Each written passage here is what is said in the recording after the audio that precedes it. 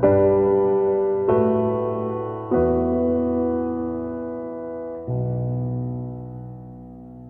beautiful YouTube family. Lisa A. Romano here, the Breakthrough Life Coach, and I'm bowing to the love and the light that is absolutely in you. That's right, dear ones, there's a light inside of you. And just because you can't feel it and you can't acknowledge it doesn't mean it's not there. It just means that probably throughout your childhood, you've been taught to not believe in your worth. And if you don't believe in your worth, it's hard for you to believe that there's an absolute light inside of you. And you also feel heavy and you feel dank. You don't feel light in your body, right? And so what we're trying to do on the road to recovery is become more light body activated. We're trying to get rid of these dank energies and all of these toxic emotions that are tied to these toxic beliefs that we've had to repress and store in our ethereal bodies. And as we heal and we wake up this thing called the brain and we become more aware, more self-aware, more self-observing, excuse me, dear ones, the more we become able to become the witness of our own thought processes and we become self-accountable, the more we're able to crack these dysfunctional codes and break through.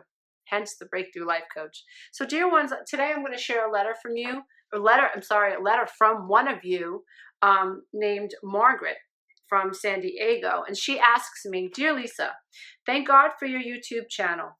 Your channel helps me put all the pieces of my life in order so I can understand myself. My dad used to physically and sexually abuse me as a little girl. My mother pretended like nothing was happening in our house and never protected me. I am coming to terms with the concept that all of my depression, anxiety, and self-doubt stems from fucked up family dynamics. It's not me, it's my programming, as you say. I'm in the middle of a divorce battle with a cheating and physically abusive psychiatrist. Oh my, oh my. Yes, I married a psychiatrist thinking I was so lucky to marry someone who could understand my wounds. I'm waking up now and realize since day one, this man told me who he was. He told me he was brilliant. He told me he was smart, that he was wise, and he was even a genius.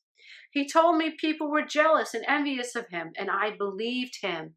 I never questioned if what he told me was in fact true. This man now has turned around and is in the throes of putting me down, degrading me, physically abusing me, neglecting me, gaslighting me. He has cheated on me. He has been controlling and is controlling, and all the while throughout our marriage, he acted like I was the crazy one. Is this common? Do narcissists' brains work to make you believe they are who they want you to believe they are? And if so, why? Love, Margaret from San Diego. Margaret, great letter. So your journey is the same journey that we're all on, which is we're waking up to our current realities and we're beginning to understand what so many, spiritual teachers are calling now, well, and many people have called this matrix, right? So think of your matrix as your current reality, right? And before you began to wake up, you were sort of like in the matrix. And let's say this matrix was a maze, and you're in the maze and you're going to your favorite deli and you're buying your ham sandwich, on Monday. And next Monday you go to the deli and you buy the ham sandwich and you take the kids to school and your husband comes home. You have the same kind of an argument. You have the same kind of a dance. You have the same kinds of conversations. Oh my, the same types of sex, the same types of this, the same type of that. And it's just this continuum of, rinse, repeat, recycle, rinse, repeat, recycle. Everything is just regurgitated day in and day out. But what ends up happening, in my opinion, if we're lucky, is that all of this anxiety and tension has a threshold. And there becomes a point in our life, if we're lucky, when enough is effing enough. I can't take it anymore. And it could be a hair extra that sends us over the deep end. And we're like, I'm done with this crazy crap bullshit. It doesn't make any sense. I don't care what people think about me. Blah, blah, blah. I'm getting a divorce. I'm ending this relationship. I'm quitting this job. Not talking to her anymore. We get to a point where our ethereal bodies can no longer handle and carry this much stress anymore, if we're lucky. And we get to a point where psychologically, this psychological invisible hand that's been pushing down our emotions can't stuff these emotions anymore. And if we're in abusive relationships, we wake up one morning or our spouses say something and it's just like, I'm done. I'm just done. Like, it's never going to change. I get it. And so, Margaret, I'm so thankful that you are waking up, that you're putting the pieces of the puzzle together. You're on the same journey we're all on, and that is to wake up to what is happening now and to figure out, become so self-aware, and to be able to pull back from your situation and be able to observe it from a higher point of awareness. I call it, one of my strategy steps is become the eye in the sky, or the eagle in the sky, and to look down at your circumstances and observe it, detached from the emotions of this crap and this minutia that's happening on planet Earth, right? So you pull yourself up, you observe your situation, and your job is to figure out the patterns. Where are the patterns in your life? And if you are lucky enough, you will discover, like most of us do, that we are products of our environments, that we are these cells that have been put into these petri dishes called your family or our families. And we have been put into these petri dishes called our religion, and these petri dishes called our demographic, our geography, where we're born. At what you can think of, any system, socioeconomic system, right? And all of these outside influences have affected the way we think. Now, we are unaware that we can think about the way we think until we realize that, oh my God, I can think about the way we think. I think I'm not a German Shepherd or a silverback gorilla. Oh my, imagine that. And when you have that, that amazing awakening, it is so beautiful. But it could be like, whoa, what's happening topsy-turvy? Because you begin to understand that everybody is like an avatar. Everybody is walking around thinking that they're thinking, unaware that they're recycling. And that could be pretty scary, and it can make you feel very alone as well. So Margaret, you're on the same journey we all are on, and that is the journey towards awakening and enlightenment and becoming aware that there is a witness inside of us that has the ability to observe the way we think and our experiences. So I'm so thankful you're here. I'm so sorry that you experienced child molestation and incest by dad. Unacceptable. And the fact that your mother, did not protect you is unacceptable. So you grow up, right, feeling stained, like there's something wrong with you. You end up all this shame that this pedophile and this child molester, your dad, threw on top of you. You are now carrying it, right? Because no one helped you process it. No one said, Margaret, it's not your fault. You didn't watch your mom protect you against this perpetrator. So now you don't have what I call the psychological condom. You don't know how to protect yourself. And that is what mothers and fathers are supposed to do. We're supposed to help our children create these psychological condoms called boundary, so our children can grow up and know how to protect themselves and feel safe inside that boundary, and so it's sort of like, this is going to sound a little crazy, but if you are using birth control, sex is a lot more enjoyable because you're not afraid of getting pregnant or, like an STD, in most cases, if you're using a condom, right? There is nothing as safe as far as I'm concerned in terms of venereal diseases. However, you just enjoy this, you enjoy the experience so much more if you're protected, right? And so you enjoy life so much more if you are protected and you feel protected. And who is supposed to be protecting you? Well, you learn, if you were protected as a child, you can protect yourself. So I can go out and about in life, and I could have a pretty good time because I know where my boundaries are. I know when I'm going to cut people off. I know what I'm going to tolerate and what I'm not going to tolerate. I know when I've had enough and I can tap out. Lisa's overwhelmed, got to tap out, got to go take care of myself. So this is all relates to what I call a psychological condom. So I feel pretty safe. I am not afraid to I'm not afraid to say, this is my line. I got to honor me. But that's a process. That's what I teach in my coaching programs, but it's a process, but you can get there. So it's not your fault if you haven't felt this ability to protect yourself, right? So you manifest and attract the psychiatrist into your life who, in my opinion, probably could pick up on this idea that you are wounded and easily manipulatable. Yes, you're easy to manipulate because you have all these wounds.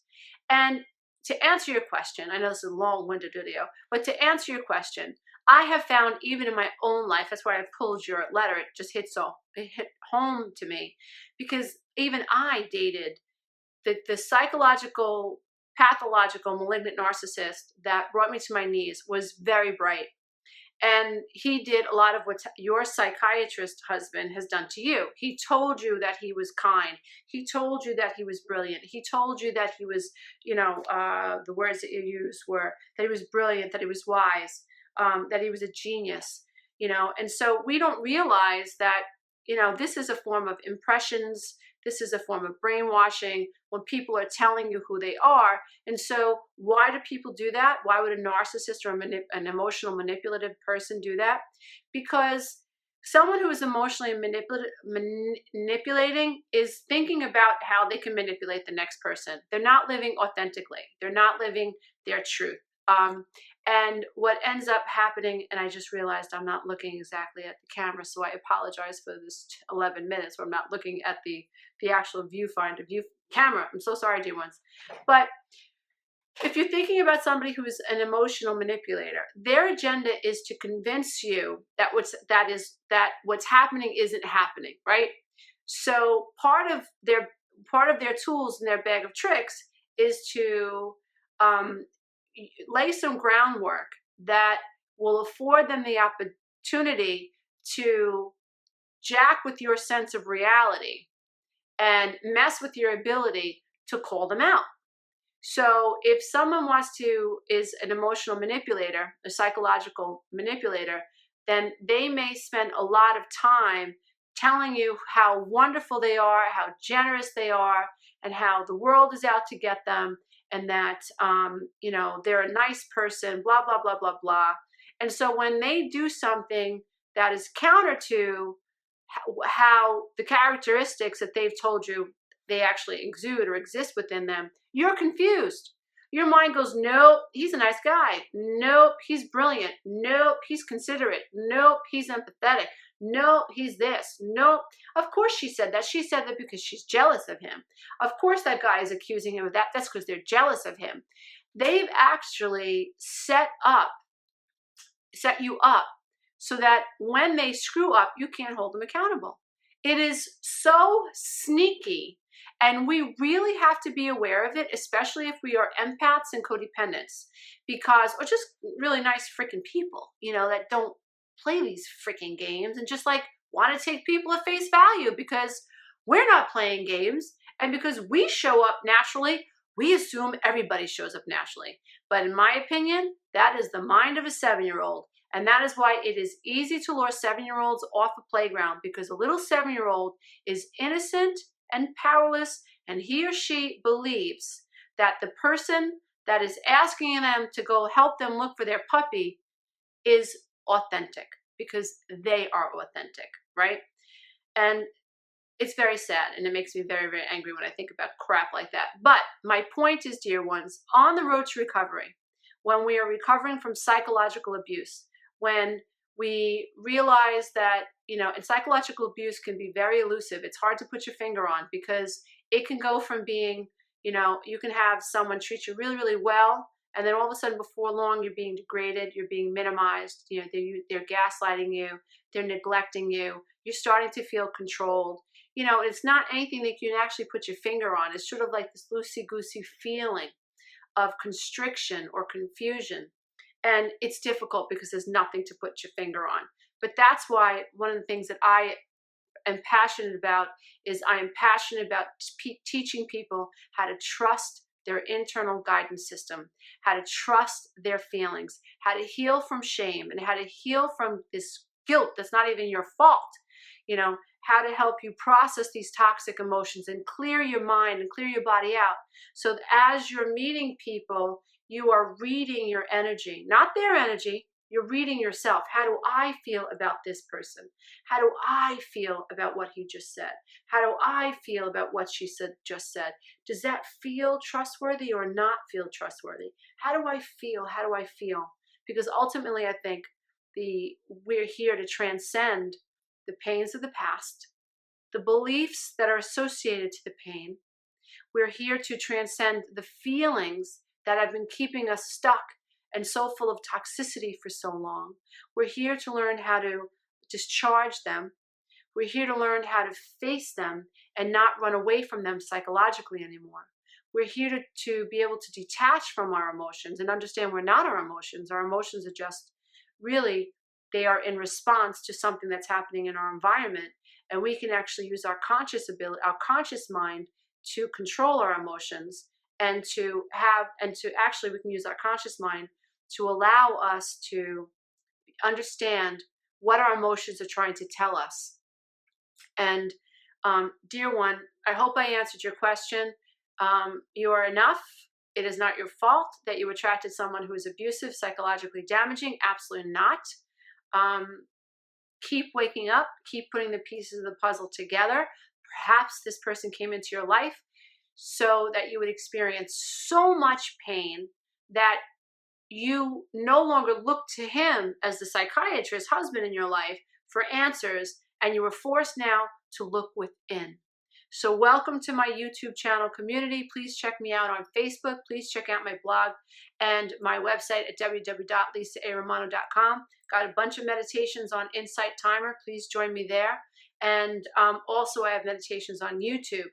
You are enough. You can do this, dear one. You rock, and I'm so glad that you are on the awakening and the enlightened path. Namaste.